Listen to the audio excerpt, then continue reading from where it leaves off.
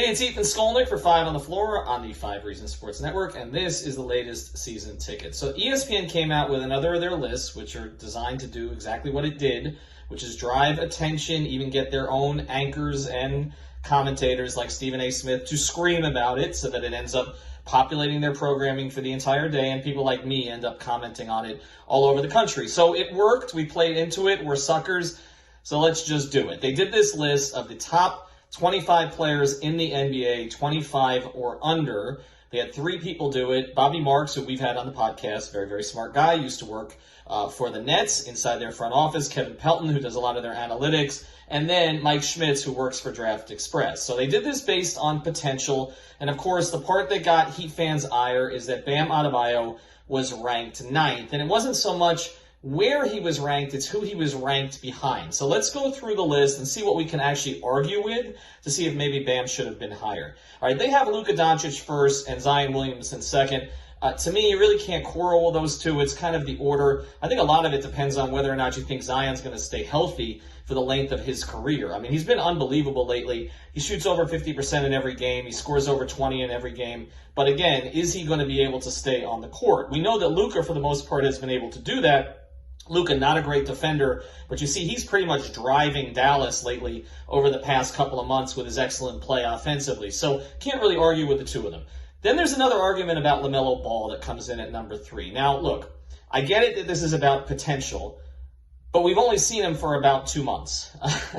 To me, it's a little bit difficult to put him in the 3 spot, but if you're going to make an argument about a player to build your team around as a multidimensional scorer, of course you could make an argument around LaMelo, but is he going to become the type of player that affects the game in so many different ways the way that Bam does? Again, Heat fans were upset about this.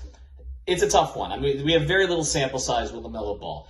Number 4, Donovan Mitchell. Again, this is a difficult one because Donovan was in Bam's class. The Heat might have taken Donovan if he had still been there. He was taken right before them with Utah.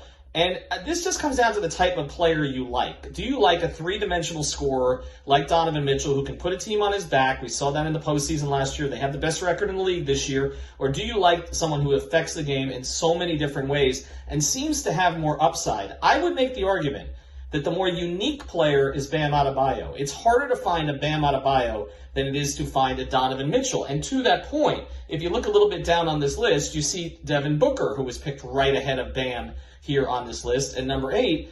And again, a Donovan Mitchell, a Devin Booker. I'm not saying that they're a dime a dozen. They're not. But you can find 3-dimensional scorers. How many bigs are there that can do all the things that Bam can do? Guard 1 through 5. Be basically your point guard on offense on many possessions. And we've seen him get so much more comfortable with the mid-range. I mean, with Bam, it really just comes down to when is he going to start hitting threes and when is he going to realize how good he is so that he takes weaker players off the dribble more consistently and takes over games. Mitchell or Bam, to be honest, I would take Bam. It's not like by a landslide, but I would take Bam. Then there's Jason Tatum. Of course, we saw him. He was picked 5th in this thing. We saw him in the Eastern Conference Finals with the Celtics. Jason Tatum is an elite young scorer, does some other things. He also isn't particularly efficient at times. He hasn't really carried the Celtics anywhere this year. I don't know. I mean, we have that picture of Bam blocking Tatum at the rim. You can make an argument for Bam over Tatum. You can make an argument for Tatum over Bam. I don't know if they're 4 spots different. Then De'Aaron Fox at number 6, a player that I like a lot. I know, if you follow the NBA carefully, you like a lot. He's stuck in Sacramento. He's never going anywhere there. He just signed the extension. Would you take him over Bam? They're close friends. I wonder what the 2 of them would say. I'd still take Bam. I mean, De'Aaron Fox is a very, very good young point guard, arguably one of the top 5 fastest players in the league. But I think it's easier to find a point guard like that than it is to find a player like Bam. But this is the one that everybody has a problem with. Ben Simmons at 7. There's no way Ben Simmons should be ahead of Bam. I'm sorry. I mean, he still can't shoot out of 5 feet. And so you can't, we talk about being able to run offense through a guy. You can't run your offense through Simmons in a playoff series. There's no chance. They're going to run it through Embiid. And defensively, as good as Ben Simmons is, I actually take Bam's versatility over Simmons overall. It's close. I mean, they're 2 of the top, in my view, 5 or 6 defenders in the league. But I would take Bam over Simmons. And offensively, here's the thing. Is Ben Simmons going to develop a jump shot? I don't think so.